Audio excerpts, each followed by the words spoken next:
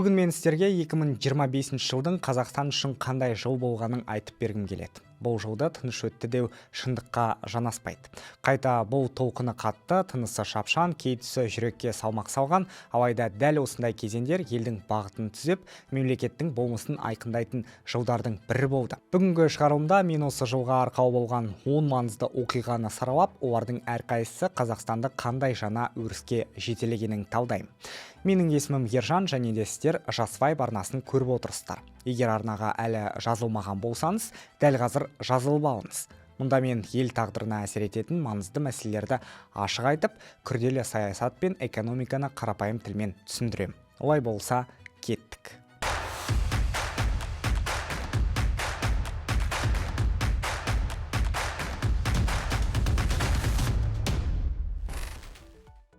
Жыл тек экономикалық жаңалықтармен ғана емес, әлі күнге дейін толастамай тұрған мәселемен басталды. Үкімет қосымша құн салығын түбегейлі реформалау жөніндегі жобасын таныстырған сәттен-ақ бұл бастама бизнес қауымдастығының ең қызу талқылайтын тақырыбына айналды. Кәсіпкерлер талай жылдан бері НДС-ті қайта қарау тетігі ашық емес, тәуекелі көп, жүйеде сұр аймақтар тым көп деген дабыл қағып келді. Ал жаңа жоба осы түйіткілдің бәрін қопара өзгертуге бағытталған.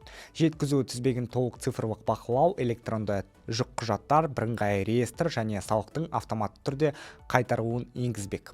Қарапайым тілмен айтқанда, Қазақстан бұрынғы сенімге сүйенген ескі үлгіден бас тартып, айналымды жасыруы мүмкін болмайтын жаңа цифрлық тәртіпке қадам басты. Сарапшылардың өзі бұл реформалардың бюджетке жылына шамамен 600 миллиард теңге қосымша кіріс әкелуі мүмкін екенін айтады. Кәсіпкерлер үшін бұл ереженің айқындалуы, адал бизнеске түсетін қосымшаның жеңілдеуі деген сөз. Бұл тақырып желтоқсанға дейін басылмай жылдың ең қызу талқысына айналды. Қаржы министрлігі мен Атамекен ұлттық палатасының соңғы мәліметтеріне қарағанда, жобаға әлі де түзетулер енгізіліп жатыр. Палата өкілдерінің айтуынша, бизнес қауымдастығы цифрлық жүйенің техникалық талаптарын әзірлеуге тікелей қатысуда. Жаңа заңның жұмысын ел бірнеше аптадан соң өз көзімен көре бастайды.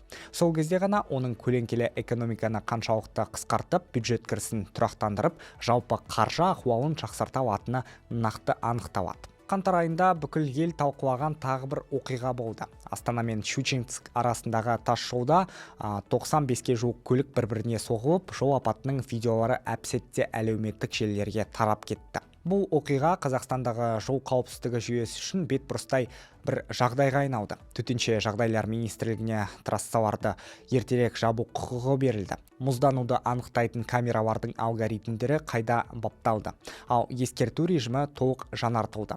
Ақпан айы Қазақстан тарихында жұмысшы мамандықтар жылы ресми түрде жарияланған кезең ретінде қалды. Бұл шешім мемлекет басшысы Қасым-Жомарт Тоқаевтың тікелей тапсырмасымен қабылданды.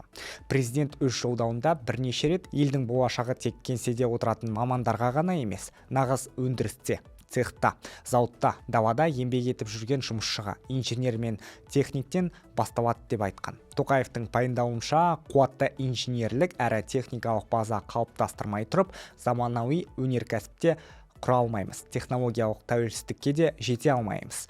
АЭС салу сияқты ірі жобаларды да толыққанды жүзеге асыру қиынға соғады. Осы саяси шешімнен кейін техникалық және кәсіптік білім беру жүйесі бұрын сонды болмаған қарқынмен жаңара бастады. Колледждерге жаңа құрал жабдықтар алынды, дуалды оқыту бағдарламалары кеңейтілді. Кәсіпорындар студенттерді өндірістік тәжірибеге ғана емес, ақылы стажировкаларға да белсенді түрде тарта бастады. Оқу ағарту министрлігі мен жоғары білім беру министрлігінің мәліметінше, техникалық мамандықтарға түсушілер саны шамамен 40%-ға артқан. Бұл ел дамуындағы айрықша кезең. Мемлекет алғаш рет жоғары білімнен гөрі өндіріс мамандарын жүйелі қолдауға нақты бет бұрды. Мұндай қадам Тоқаев жыл бойы айтып жүрген индустриялық даму стратегиясымен толық үйлеседі. Көктемде Қазақстан Халқы Ассамблеясының құрылғанына 30 жыл толды. 3-10 жылдық ішінде бұл құрылым елдегі қоғамдық келісмен бірліктің берік діңгегіне айналып үлгерді. Бүгінде Қазақстанда шамамен 20 миллионға жуық халық тұрады, және мемлекет өңірдегі ең көп ұлтты елдердің бірі саналады. Ресми дерекке сүйенсек, халықтың 70% қазақтар, 15% орыстар, қалған бөлігі өзбек, украин, ұйғыр, татар, дүнген, кәріс және тағы жүздеген астам этностар құрайды. Осындай бай этникалық әр алуандылық ассамблеяның рөлін ерекше маңызды стратегиялық деңгейге көтереді. Мерейтой биыл тек мерекелік дата ретінде ғана емес, ассамблея жұмысын жаңғырудың жаңа кезеңі ретінде атап өтілді. Шара барысында қоғамдық диалогтың заманауи моделі ұсынылды. Азаматтардың қатысу мүмкіндігі кеңейді. Ал этнос аралық қатынас, мәдени жобалар мен білім беру бастамалары бойынша тікелей өтініш қалдыруға болатын цифрлық платформа іске қосылды. Президенттің сөзінше, қоғамдық тұрақтылық елдің шынайы ұлттық капиталы. Дәл осы бірлік Қазақстанға дамуға, сыртқы инвесторларды тартуға, ауқымды реформаларды жүзеге асыруға жол ашады. Ішкі келісім мұнай, газ, металл сияқты ресурс, бірақ одан да бағалы деп атап өтті мемлекет басшысы. Сәуір айында заң мен әділет тақырыбы ел назарын тағы да өзіне аударды. Қоғам сот жүйесінің әрбір қадамын жіті қадағалап, талапшыл күйге түсті. Сол айдағы ең резонансты оқиғалардың бірі Талғардағы Шерзат Полатты қазаға ұшыратқан қылмыстық іс болды. Бұл оқиға бүкіл елдің жанын ауыртып, жұртшылық ашық тергеу мен әділ үкім талап етті. Сот жүйесі қоғамның үнін ескеріп, процестің бірқатар материалын ашық жариялап, жұртшылыққа қолжетімді етті. Тергеу мен сот тыңдаулары нәтижесінде айыпталушылар толық кінәлі деп танылып, ұзақ мерзімге бас бостандығынан айырылды.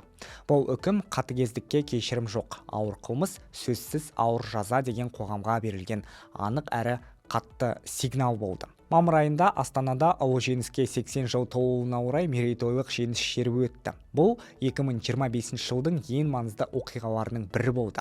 Трибунада Қазақстан президенті Қасым-Жомарт Тоқаев, үкімет мүшелері, жоғары әскери қолбасшылар мен шетелдік мәртебелі меймандар отырды.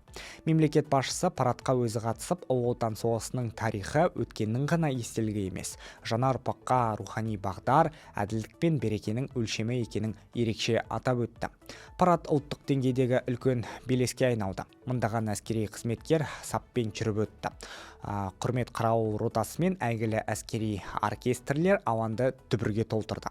Елдің түпкір-түпкірінде жастар жүздеген патриоттық акциялар ұйымдастырып, әр аймақта ардагерлерге ерекше құрмет көрсетілді.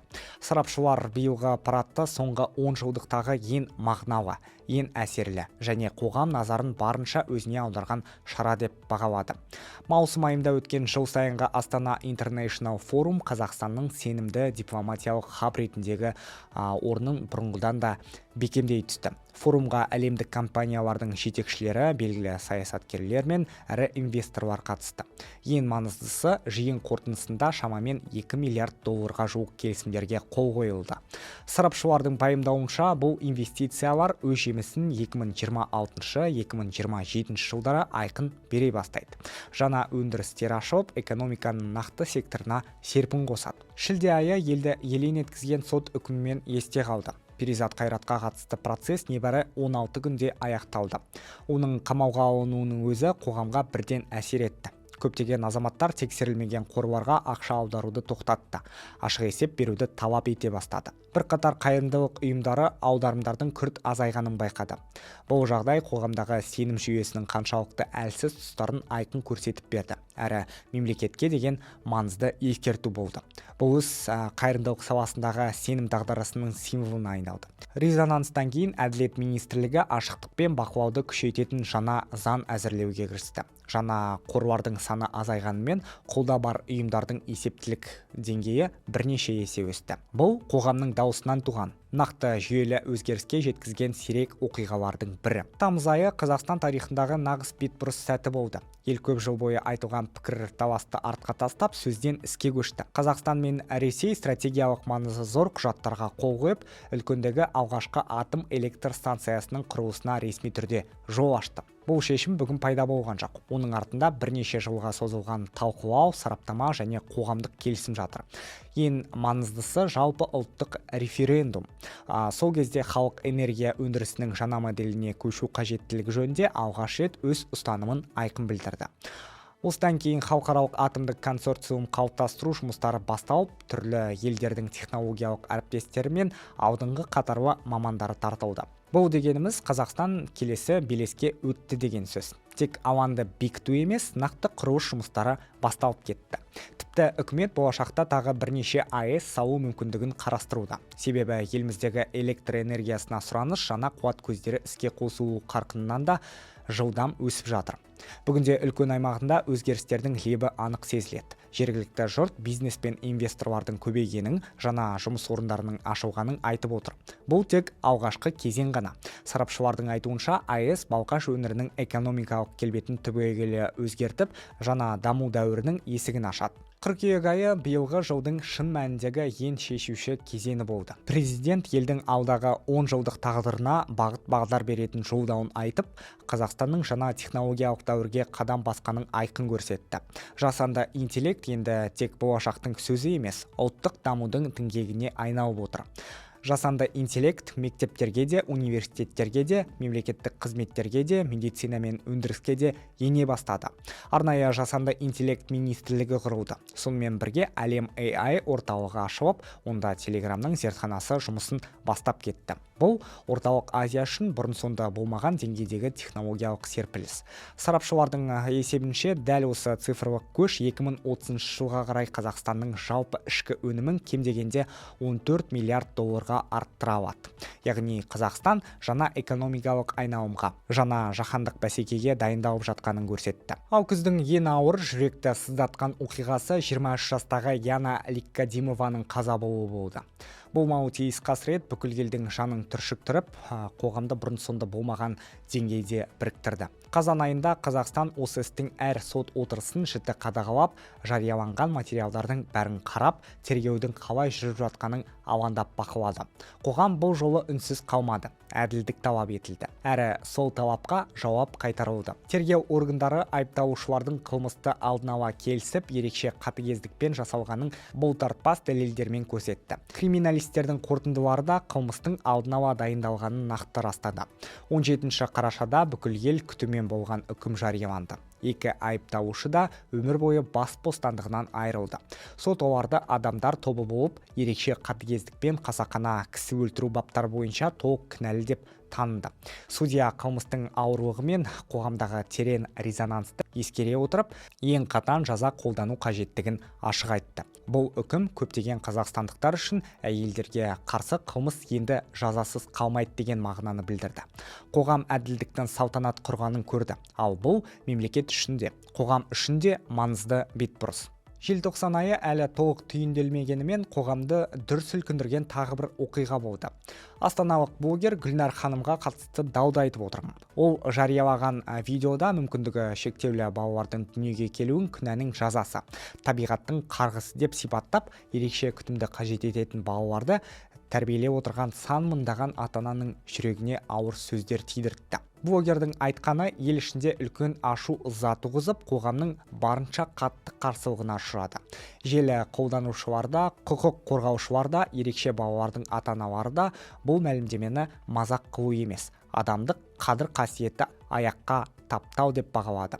Блогерді жауапкершілікке тартуды талап етті. Іске бала құқықтары жөніндегі уәкілде қамқоршылық органдарда араласты. 2 желтоқсанда Астананың мамандырылған әкімшілік соты істі қарап, блогерді ұсақ бұзақылық, яғни жария түрде қорлау және дискриминация жасау бабы бойынша кінәлі деп таныды. Сот шешімімен оған 20 айлық есептік көрсеткіш, яғни 78.640 теңгеге айыппұл салынды. Осылайша 2025 жыл өз мәресіне жақындап келеді. Қиындыққа да, қуанышқа да толы. Көңіл тербеткенде, қоғамды дүрліктіргенде шақтар болды. Бірақ дәл осындай жылдар елдің мінезін қалыптастырып, болашақ бағытын айқындайды. Ал сіз үшін 2025 жылдың ең басты оқиғасы қандай болды? Пікірге жаза кетіңіз. Жас Вайб арнасына жазылып, лайк басуды да ұмытпаңыздар. Келесі шығарылымда кездескенше.